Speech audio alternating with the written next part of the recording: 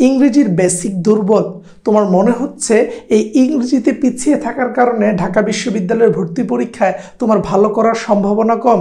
আজকের এই ভিডিওতে দুর্বলতাগুলোকে ফিগার আউট করে কিভাবে পড়লে প্রস্তুতি গুছানো থাকবে এবং ঢাকা বিশ্ববিদ্যালয়ের ভর্তি পরীক্ষায় ভালো করতে পারবা সেটা নিয়ে কথা বলবো।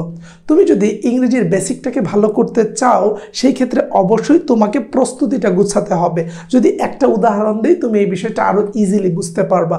ধরো তুমি একটা রুমের মধ্যে গেলাম, সেই রুমের মধ্যে যাওয়ার পর তুমি দেখলা যে রুমের নিচে অর্থাৎ একেবারে ফ্লোরের মধ্যে অনেকগুলো কাপড় চোপড় পরে আছে। তারপর তুমি দেখলা যে রুমের বিছানার মধ্যে ভিজা টাওয়াল পরে আছে, রুমগুলোর ফ্যানের পাখার মধ্যে অনেক বেশি পরিমাণে ময়লা জমে আছে, দেয়ালগুলোর মধ্যে কলমের দাগ। তখন তোমার কি মনে হবে? মনে হবে যে এই ঘরটা একেবারে নোংরা, এটা বসবাসের অযোগ্য। কিন্তু এই ঘরটাকে যদি একটু গুছিয়ে রাখা হয় তখন তোমার কাছে মনে হবে যে এইটা হচ্ছে ঘুমানোর জন্য বা থাকার জন্য একটা শান্তিপূর্ণ জায়গা। জাস্ট একই জিনিস গুছানোর কারণে বিষয়টার একেবারে এনভায়রনমেন্টটাই বদলে যায়। ঠিক একইভাবে ইংরেজি কিন্তু কঠিন নয়, জাস্ট ইংরেজির প্রস্তুতিটা গুছানো হচ্ছে কঠিন। সো যে ইংরেজির প্রস্তুতিটাকে গুছিয়ে ফেলতে পারে তার জন্য ইংরেজি কখনোই ভয়ের নাম না। কারণ আমরাও তোমার মতো ছিলাম, তোমার মতো জায়গা থেকে প্রস্তুতিকে গুছিয়ে সুন্দরভাবে ঢাকা বিশ্ববিদ্যালয়ে এসে এখন ইংলিশ ভার্সনে পড়াশোনা করছি। তাহলে আমি যদি পারি তোমার জায়গা থেকে তোমার মতো হয়ে পড়াশোনা করে আজকে এই জায়গায় আসতে, আমার বিশ্বাস তুমিও পারবা। আর তুমি না পারলে পারার জন্য যা যা করা দরকার স্বাধীন ভাই সেটা নিয়ে আলোচনা করবে। এখন প্রস্তুতিটা গুছাবো কিভাবে, এইটা তোমার প্রশ্ন। আমরা এমনভাবে কথা বলবো তোমার প্রশ্নগুলো ধরে ধরে কাজ করবো। দেখো তুমি দেখবা ঢাকা বিশ্ববিদ্যালয়ের ভর্তি পরীক্ষায় দুইভাবে কোয়েশ্চেন আসে। কিভাবে? দুইভাবে। সো এই দুই ভাবের কথা যদি আমরা বলি, আমরা দেখব একটা অংশ থাকে হচ্ছে ভোকাবুলারি বেসড। কি থাকে? ভোকাবুলারি বেসড, যেটাকে আমরা ভোকেব পার্ট বলতে পারি। এই যে দেখো ভোকেব পার্ট বলতে পারি। সো ভোকেব পার্টের মধ্যে ঢাকা বিশ্ববিদ্যালয়ের ভর্তি পরীক্ষায় তোমার ভোকাবুলারি থেকে প্রশ্ন থাকে, ঠিক আছে?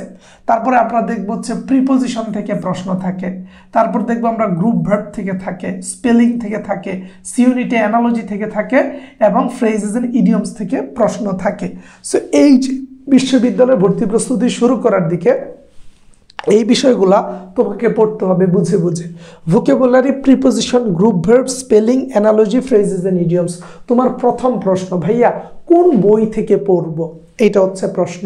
আমি তোমাকে বলছি অ্যাডমিশনের যে কোনো একটা বই নিতে পারো। সেটা হতে পারে অ্যাপেক্স, কম্পিটিটিভ এক্সাম, মাস্টার, কিংবা হতে পারে কম্প্যাক্ট, হতে পারে ইংলিশ বিচিত্রা, যে কোনো একটা বই নিলা। বইটা নেওয়ার পর তুমি শুরুতে ভোকাবুলারির বিগত বছরের ঢাকা বিশ্ববিদ্যালয় সহ বিভিন্ন পাবলিক বিশ্ববিদ্যালয়ে আসা প্রশ্নগুলা এবং বিভিন্ন চাকুরিতে আসা প্রশ্নগুলাকে দেখে নিবা, প্রতিযোগিতামূলক পরীক্ষার প্রশ্নগুলা। সেগুলো দেখলে তুমি ধারণা পেয়ে যাবা যে কোন কোন জায়গা থেকে প্রশ্ন হয়। পারলে তুমি এগুলো মুখস্থ করে ফেলবা। এটা হচ্ছে টাস্ক নাম্বার 1। সিমিলারলি প্রিপোজিশনেরও সেম, তুমি ঢাকা বিশ্ববিদ্যালয় সহ বিভিন্ন পাবলিক বিশ্ববিদ্যালয়ে আসা প্রশ্নগুলোকে পড়ে ফেলবা। সো আমি যদি তোমাকে একটু রুটিন করে দিই তাহলে তোমার জন্য ভালো হবে। ধরো তোমার প্রথম 5 দিনের টাস্ক, তোমার প্রথম 5 দিনের টাস্ক হচ্ছে বিভিন্ন পাবলিক ইউনিভার্সিটির ভর্তি পরীক্ষা সহ চাকরির পরীক্ষায় আসা প্রশ্নগুলোকে তুমি একেবারে মুখস্থর মতো করে ফেলবা। এত পরিমাণে রিভাইজ দিবা, 700-800 ভোকাবুলারি থাকবে, এর মধ্যে 200-250 তুমি পারবা, এইচএসিতে পড়ে আসছো। আর বাকিগুলোর জন্য তুমি ডেডিকেটেডলি পড়বা। 5 দিন পড়লে ভোকাবুলারির বিগত বছর আসা প্রশ্নগুলো সম্পর্কে ধারণা হয়ে যাবে। মুখস্থ না হোক, ধারণা হোক, তুমি যেন দেখলে বা অপশন দেখলে বুঝতে পারো উত্তর কোনটা হবে। সিমিলারলি তুমি 5 দিন নাও প্রিপোজিশনের জন্য, তাহলে গেল কত? 10 দিন। গ্রুপ ভার্বের জন্য তুমি নাও 5 দিন, তাহলে গেল কত? 15 দিন। তারপর স্পেলিংয়ের জন্য নাও তুমি 5 দিন, গেল কত? তোমার 20 দিন। সি ইউনিটের থাকলে তুমি অ্যানালজির জন্য নাও 5 দিন, তাহলে গেল কত? 25 দিন। আর তুমি যদি হচ্ছে ফ্রেজেস এন্ড ইডিয়মসের জন্য তো 5 দিন, তাহলে তোমার প্রায় 30 দিন। অর্থাৎ তুমি জাস্ট 1 মাস, প্রথম 1 মাস পরে তোমার বিশ্ববিদ্যালয়ের ভর্তি পরীক্ষায় প্রশ্ন আসার সম্ভাবনা হয়ে যাবে প্রায় 40%। অর্থাৎ তুমি যদি জাস্ট 5 দিন করে পড়াটাকে ভাগ করে গুছিয়ে তুমি বিগত বছরের প্রশ্নগুলো সলভ করো, সেটা নতুন এডিশনের বই, পুরাতন বই কিনলে হবে না, নতুন এডিশনের বই নিয়ে তুমি জাস্ট এইগুলা বিগত বছরের প্রশ্নগুলোকে 5 দিন করে পড়বা। পারলে মুখস্থ করার চেষ্টা করবা, বাট যতটুকু আত্মস্থে আনা যায়, আয়ত্তে আনা যায়, এইগুলা পড়বা। এমনভাবে পড়বা সেম প্রশ্নটা যদি তোমার পরীক্ষায় দেওয়া হয় তুমি যেন পারো। সবগুলো অপশন মুখস্থ থাকতে হবে আমি বলছি না, বাট তুমি যেন অপশন দেখলে বুঝতে পারো যে এখানে সঠিক উত্তরটা সি। অর্থাৎ আমার কথা হচ্ছে তুমি এই যে এখানে 6টা আইটেম আছে, এই ভোকেবের 6টা আইটেমের বিগত বিভিন্ন বিশ্ববিদ্যালয়ের ভর্তি পরীক্ষা সহ প্রতিযোগিতামূলক পরীক্ষায় আসা প্রশ্নগুলোকে যেন একেবারে ভালোভাবে আত্মস্থ করে ফেলতে পারো। অর্থাৎ এইখান থেকে যদি প্রশ্ন রিপিট হয় তুমি যেন পারো না এই কথাটা তোমার মাথায় না আসে। তার মানে 1 মাসের প্রস্তুতিতে তোমার 40% কমন পড়ে যাবে ভোকেব অংশ থেকে। এবং আমরা জানি বি এবং সি ইউনিটে ভোকেবুলারি থেকে প্রায় 5-6টা প্রশ্ন থাকে। বি ইউনিটে থাকে প্রায় 7টার মতো, 7 থেকে 8টা, আর সি ইউনিটে থাকে 4-5টার উপরে, মানে 6টার মতো থাকে, আর 6টা থাকে ওই অংশে। তাহলে একটু খেয়াল করে দেখো এই জিনিসটা তোমার 1 মাস, অর্থাৎ তোমার ভর্তি প্রস্তুতি জানুয়ারি থেকে শুরু করলে ফেব্রুয়ারি মাসে গিয়ে তোমার ভোকেব অংশ থেকে 40% কমন পড়ার সম্ভাবনা দেখা দিচ্ছে। তারপরে এখন তুমি বলবা যে ভাইয়া আপনি তো বললেন, এখন আমরা পরবর্তীতে কি করব? 1 মাস এটা পড়লাম, এই 1 মাস এটা শেষ করার পরে তুমি এরপর থেকে যে ভোকেবুলারি পড়া শুরু করো। তুমি তো এখন জানো যে ভোকেবুলারির কোন কোন জিনিসগুলো আসে, তুমি তো জানো স্পেলিংয়ের কি আসে, প্রিপোজিশনের কি আসে, তুমি গ্রুপ ভার্বের কি আসে জানো, অ্যানালজি কিভাবে প্রশ্ন হয় জানো। তুমি বিগত বছরের প্রশ্নগুলো প্রায় একরকম তোমার মুখস্থর মতো, মুখস্থ না হলেও তুমি দেখলে সঠিক উত্তর বলতে পারো।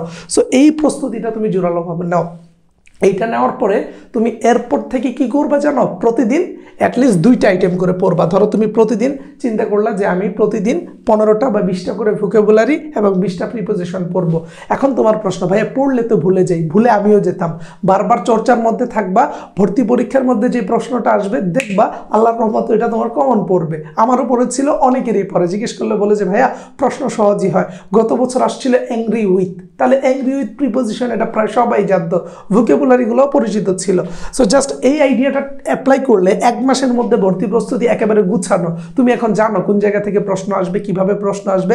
এখন তোমার কাজ হচ্ছে পরবর্তী ঢাকা বিশ্ববিদ্যালয়ের ভর্তি পরীক্ষা মে মাসের দিকে হবে, তাহলে তোমার কাজ থাকবে পরবর্তী 2 থেকে যে 3 মাস সময় আছে প্রতিদিন 15 থেকে 20টা করে MCQ, preposition, group verb, vocabulary পড়া। অর্থাৎ প্রতিদিন যদি তুমি পড়তে পারো 20টা করে, অলরেডি প্র্যাকটিস তো তোমার করাই আছে, শুরুতে করে ফেললা, তারপর 20টা করে জাস্ট তুমি যদি রেগুলার পড়তে থাকো এবং রিভাইজ দিতে থাকো ভালো করবা। আর পড়বা কিভাবে আমি আগেও বলেছি, ধরো আজকে 20টা ভোকেবুলারি পড়েছো আধা ঘন্টা বা 1 ঘন্টা সময় দিয়ে, পরের দিন যখন 1 ঘন্টা সময় তুমি আবার দিবা ভোকেবুলারিতে, শুরুর 20 মিনিট তুমি গত দিনের যে 20টা পড়েছিল সেটা রিভাইজ দিবা, বাকি 40 মিনিটে নতুন ভোকেবুলারি পড়বা। ঠিক একইভাবে পরের দিন যায়া তুমি আগের 40টাকে রিভিশন দিবা প্রথম 20 মিনিটে, পরের 40 মিনিটে তুমি নতুন ভোকেবুলারি পড়বা। এর পরের দিন যে তুমি বিগত 60টা এমসিকিউ পড়বা শুরুতে, তারপর নতুন 20টা পড়বা পরবর্তী 40 মিনিটে। এর পরের দিন যে 80টা রিভাইজ দিবা। অর্থাৎ রিভিশনের মধ্যে থাকলে এই জিনিসগুলো ভুলবা না, এবং এইভাবে গুছিয়ে পড়ো। দেখবা 3 মাস পরে বা 4 মাস পরে তোমার ভোকেব অংশ থেকে ভয় একেবারে দূর হয়ে গেছে, এবং এই প্রশ্নগুলো বিগত বছরে সলভ করতে পারলেই প্রশ্ন কমন পড়বে। তাহলে প্রস্তুতি আমাদের গুছানো হয়ে গেল ভোকেবুলারি নিয়ে। ভোকেবুলারি নিয়ে যারা ভয় পেত তাদের প্রশ্নের সমাধান আমি অলরেডি দিয়েছি। এখন আমরা যাব আমাদের গ্রামার অংশে। তাহলে দেখো গ্রামার অংশের মধ্যে তুমি এই যে সিকোয়েন্সটা, যেটা আমরা আমাদের কোর্সের ক্লাসে পড়াবো, সেই সিকোয়েন্সটা আমি বারবার দিচ্ছি কারণ এটা কার্যকর। হয়তো আমি ফ্রিতে এই ক্লাসগুলো তোমাদেরকে দিতে পারছি না, এটা আমাদের পেইড ব্যাচের ক্লাস, বাট কন্টেন্টগুলো বুঝাই দিলে তুমি তো নিজে নিজে ট্রাই করতে পারবা, সেটা দিচ্ছি। বাট আমাদের পেইড ব্যাচে এত চমৎকারভাবে পড়ানো হচ্ছে এবং আমাদের লেকচার শিটগুলো এত জোস, একজন যদি এটা শেষ করতে পারে, আবার আমরা এমসিকিউ দিচ্ছি এই কন্টেন্টগুলোর উপরে বিগত বছরে আসা বিভিন্ন চাকরি এবং বিশ্ববিদ্যালয়ের প্রশ্নগুলোকে ব্যাখ্যা করে দিচ্ছি, যাতে করে একটা স্টুডেন্ট ভালো করতে পারে। দেখো তুমি ইংরেজির ক্ষেত্রে অবশ্যই টেন্স দিয়ে শুরু করবা, যে টেন্স কি, কত প্রকার, কোনটা কি। ধরো আমি বললাম যে আমি গত 10 মিনিট ধরে, বা আমি বললাম আমি 10 মিনিট ধরে কথা বলছি, এটা কোন টেন্স বুঝতে হবে। I have been talking for 10 minutes, আমি 10 মিনিট যাবৎ কথা বলছি। এই যে বোঝা, বাংলা বুঝে ইংরেজিতে ট্রান্সলেট করতে পারা, টেন্সটা বোঝা, এটা গুরুত্বপূর্ণ। সো অবশ্যই তুমি টেন্স দিয়ে শুরু করবা তোমার যাত্রাটা, যেন প্রিপারেশনটা গুছানো হয়। তারপরে দেখো রাইট ফর্ম অফ ভার্ব, এখান থেকে 2 মার্ক কমন, ডিরেক্ট 2 নম্বর তোমার কমন পড়বে। সো এটা স্কিপ করার কোনো মানেই হয় না। ভয়েস চেঞ্জ থেকে একটা প্রশ্ন আসবে, ক্লজ থেকে আসতেও পারে, নাও আসতে পারে। ভার্ব কজেটিভ এবং সাবজাংটিভ থেকে মাঝে মধ্যে আসে, জেনে রাখা ভালো, এগুলো তুমি জেনে রাখবা। কজেটিভ এবং সাবজাংটিভ একেবারে ইজি একটা টপিক। নাউন থেকে একটা প্রশ্ন মাস্ট পাবা। প্রনাউন থেকে আসতেও পারে, নাও আসতে পারে, 50-50, ঠিক আছে। এদিকে দেখো, অ্যাডজেক্টিভ থেকে আসার সম্ভাবনা আছে একটা, অ্যাডভার্ব থেকে আসতেও পারে, নাও আসতে পারে, 50-50, ঠিক আছে। ডিনারেশন থেকে একটা পাবা, সাবজেক্ট ভার্ব এগ্রিমেন্ট থেকে একটা পাবা, ড্যাংলিং মডিফায়ার কারেকশন থেকে আসতেও পারে, নাও আসতে পারে। তারপর কমপ্লিটিং সেন্টেন্স থেকে একটা পাবা, এবং ফিগার্স অফ স্পিচ অর্থাৎ ইংরেজি ফার্স্ট পেপারের জন্য যারা বি ইউনিটের পরীক্ষার্থী আছো, তোমাদের সিমিলি, মেটাফর, পার্সনিফিকেশন এই টপিকগুলো থাকে। সো জাস্ট এইভাবে তোমাকে পড়তে হবে। এবং আমরা গতদিন কিন্তু এই লেকচারগুলো দিয়েছি, এইগুলো কোন রুটিনে পড়লে ভালো হয় ভাইয়া? ধরুন অ্যাডমিশনের জন্য তো আমরা প্রস্তুতি নিব, এখন কোন দিন কোন কন্টেন্টটা পড়লে, কিভাবে গুছিয়ে পড়লে আগামী 2-2.5 মাসের মধ্যে আমাদের ইংরেজি গ্রামারের পুরো প্রিপারেশনটা হয়ে যাবে, এবং তারপরে আমরা রিটেনের প্রস্তুতি শুরু করতে পারবো, এইটা নিয়ে কথা বলেন। তোমাদের সারা পেলে কমেন্টে আমি অবশ্যই রুটিনটা শেয়ার করব, যে কোন দিন কোন লেকচারটা পড়া যায় এবং এটার পরীক্ষা কিভাবে দেওয়া যায়, কিভাবে পড়লে ভালো করা যায়, ইচ অ্যান্ড এভরিথিং সব নিয়ে কথা বলবো। এবং আমাদের ব্যাচে কিন্তু এই জিনিসগুলো গুছিয়ে পড়ানো হবে। সো এই হচ্ছে ওভারঅল সিস্টেমটা। তুমি জাস্ট এইভাবে স্ট্রাকচার অনুযায়ী পড়ো, ভোকেবটা এভাবে পড়ে শেষ করো। ভোকেবটা শেষ করার পর তোমার যে গ্রামার আইটেমটা আছে, গ্রামার আইটেমের মধ্যে জাস্ট এই সিকোয়েন্সটা ফলো করো। প্রথমে তুমি টেন্স দিয়ে শুরু করো, দেখো টেন্সের পরে right form of verb, voice change, একটা প্রশ্ন থাকবেই, ক্লজ চাইলে পড়তেও পারো, নাও পড়তে পারো, জেনে রাখা ভালো। সি ইউনিটের জানতে হবে। ভার্ব পজিটিভ এবং সাবজেক্টিভ থেকে প্রায়শই থাকে। নাউন থেকে একটা প্রশ্ন থাকবে, প্রনাউন থেকে 50-50 আসতেও পারে, নাও আসতে পারে, কারণ প্রনাউন থেকে ইদানিং কোয়েশ্চেন হচ্ছে না। তারপরে দেখো অ্যাডজেক্টিভ থেকে একটা আসতে পারে, অ্যাডজেক্টিভ কেমনে কাজ করে কি, আমরা এগুলো নিয়ে ক্লাস দিব, বিগত বছরের প্রশ্ন সলভ করব। অ্যাডভার্ব এবং ইনভার্সন থেকে আসতেও পারে, না আসতে পারে, কারণ এখানে 3টা আছে, হার্ড, তারপর হচ্ছে লেট, ফাস্ট, যেগুলোকে দেখতে অ্যাডজেক্টিভ মনে হলো এরা কিন্তু অ্যাডভার্ব। এই জিনিসগুলো তোমাকে জানতে হবে, বেসিক। আমরা আমাদের কোর্সে সব দেখাই দিব। সাবজেক্ট ভার্ব এগ্রিমেন্ট একটা প্রশ্ন পাবাই 100%। তারপর ড্যাংলিং মডিফায়ার আসতে পারে, না আসতে পারে। কমপ্লিটিং সেন্টেন্স 100% একটা পাবা। সো এই হচ্ছে ওভারঅল। তুমি এই কন্টেন্টগুলো পড়া শুরু করো। কিভাবে পড়বা? অবশ্যই একটা কন্টেন্ট ধরবা, এবং বুদ্ধিমানের কাজ হচ্ছে শুরুতে বিগত বছরের প্রশ্নগুলো পড়ে নেওয়া। নাউন পড়ছো, নাউনের বিগত বছরের প্রশ্নগুলো দেখো, অ্যাটলিস্ট ঢাকা বিশ্ববিদ্যালয়গুলো দেখো যে ঢাকা বিশ্ববিদ্যালয়ে কিভাবে প্রশ্ন আসে। বিগত বছরের প্রশ্নগুলো পড়ার পরে যে কন্টেন্টে যাও, কন্টেন্ট যখন এখন তুমি পড়বা তখন বুঝতে পারবা আচ্ছা এই রুল থেকে ওই প্রশ্নটা হয়েছিল, 7 নম্বর প্রশ্নটা হয়েছিল 3 নম্বর রুলস অনুযায়ী, 11 নম্বর স্ট্রাকচার অনুযায়ী 2 নম্বর প্রশ্নটা হয়েছিল, বুঝতে পারবা। আর যখন তুমি খেলাটা বুঝে যাবা যে আসলে প্রশ্ন কিভাবে হয়, কেমনে কোয়েশ্চেনের প্যাটার্ন তৈরি হয়, তখন তোমার জন্য যাত্রাটা সহজ। আমি যেমনটা বলেছিলাম, তুমি যদি জানো তোমাকে দৌড়ে কোন জায়গায় যেতে হবে, তোমাকে কিন্তু আর কাউকে বলে দিতে হবে না যে দৌড়া দৌড়া, তুমি একটা দৌড়ের মধ্যে থাকবে এবং নির্দিষ্ট জায়গায় পৌঁছে যাবা। সো এইটা করো, এইটা আমার মনে হয় তোমার জন্য সবচেয়ে ফলপ্রসূ হবে। সো জাস্ট এই আইডিয়াটা দেখো, গ্রামারের এই আইটেমগুলা, ভোকেব আইটেমগুলা তুমি যদি গুছিয়ে পড়তে পারো, আমার বিশ্বাস তুমি ঢাকা বিশ্ববিদ্যালয়ে চান্স পাবা। তোমার মতো অনেক শিক্ষার্থী ছিল যারা গত বছর ইংরেজি নিয়ে ভয় পেয়েছিল, তারা আমাদের এই গাইডলাইনগুলো, আমাদের এই কথাবার্তাগুলো মনোযোগ দিয়ে শুনে সেটার অ্যাপ্লিকেশনের মাধ্যমে, সেটার প্রয়োগ করার মাধ্যমে আজকে ঢাকা বিশ্ববিদ্যালয়ের একজন শিক্ষার্থী হয়ে আমাদের ক্যাম্পাসে আমাদের সাথে আড্ডা দেয়, আমাদের সাথে ঘুরে বেড়ায়। সো আমার কথা হচ্ছে, তারা যদি আমার সাথে এসে আড্ডা দেয়, আমাদের সাথে ক্যাম্পাসে ঘুরে বেড়ায়, ছবি তোলে, চা খায়, তুমি কেন আসবে না? এমন হতে পারে না আগামী বছর এমন দিনে তুমি ঢাকা বিশ্ববিদ্যালয়ে চান্স পাবা, তোমার সাথে আমার রাতে ভিসি চত্বর দেখা হবে, টিএসসিতে হঠাৎ বিকালবেলা দেখা হবে, তুমি বলবো যে স্বাধীন ভাই একটা চা খাওয়ান, বা আপনার ক্লাসগুলো করতাম ভাই, আমি বলবো তাহলে একটা চা খাও, তোমার সাথে একটু গল্প করি, তোমার কোন কলেজ, কোথা থেকে আসছিলা। সো এই জিনিসগুলো দারুণ হবে না? ভিসি চত্বর তুমি তোমার বন্ধুদের নিয়ে আড্ডা দিচ্ছ, হঠাৎ স্বাধীন ভাইয়ের সাথে দেখা হয়ে গেল, ঢাকা বিশ্ববিদ্যালয়ের শ্যাডোতে দাঁড়িয়ে আমরা 2 ভাই সকালের নাস্তা করলাম। হতে পারে না? এটা হচ্ছে। কিন্তু তুমি চান্স না পাইলে কি হচ্ছে, অন্যরা কিন্তু চান্স পেয়ে ঠিকই আমাদের সাথে এসে আড্ডা দিচ্ছে। সো আমি বলছি, অন্যরা চান্স পাইলে তুমিও পারবা, তোমার মধ্যে সেই পটেনশিয়াল আছে, তোমার মধ্যে সেই সম্ভাবনা আছে, শুধুমাত্র যেটা নেই সেটা হচ্ছে ধৈর্য ধরে লেগে থাকা। সো এবার তুমি ধৈর্য ধরে লেগে থাকবা, কারণ তুমি তোমার সমস্যাগুলো জানো, ইংরেজি কিভাবে পড়তে হবে স্বাধীন ভাইয়া প্রস্তুতিটাও গুছিয়ে দিয়েছে। তুমি ভাইয়াদের ক্লাসগুলো করো এবং আমাদের সাথে থাকো এই অ্যাডমিশনের জার্নিতে। ইনশাল্লাহ তোমাকে ঢাবিতে নিয়ে এসে আমরা শান্ত হব। এর বাইরে আমাদের কোর্স সম্পর্কে একটু জেনে নাও, যারা আমাদের কোর্সে ভর্তি হতে চাও যে ভাইয়া কোন কোর্স। দেখো, ঢাকা বিশ্ববিদ্যালয়ের বি ইউনিটের জন্য আমাদের বাংলা ক্লাস থাকছে 20টি, ইংরেজির ক্লাস থাকছে 20টি, সাধারণ জ্ঞানের ক্লাস থাকছে 20টি, যেখানে মানবিক বিভাগের শিক্ষার্থী এবং সায়েন্স এবং কমার্সের এরা বিভাগ পরিবর্তন করে পরীক্ষা দিতে পারবে। বিভাগ পরিবর্তন করে পরীক্ষা দিলেও বাংলা ইংরেজি সাধারণ জ্ঞানেই প্রশ্ন হবে। আমাদের এই ক্লাসগুলো নেওয়ার পর আমরা অবশ্যই 20টা ফাইনাল মডেল টেস্ট নিব ঢাকা বিশ্ববিদ্যালয়ের প্রশ্নের আলোকে, অর্থাৎ ঢাকা বিশ্ববিদ্যালয়ে যেভাবে 60টা এমসিকিউ থাকে ওইভাবে প্রশ্নের প্যাটার্ন অনুযায়ী 20টা পরীক্ষা নিব। এছাড়া আমাদের কোর্স ফি হচ্ছে মাত্র 3000 টাকা। আমাদের এই কোর্সের ক্লাস শুরু হবে 28 ডিসেম্বর থেকে, এবং তুমি ভর্তি হতে চাইলে এই 2টা নাম্বারে যোগাযোগ করতে পারো আমাদের সাথে।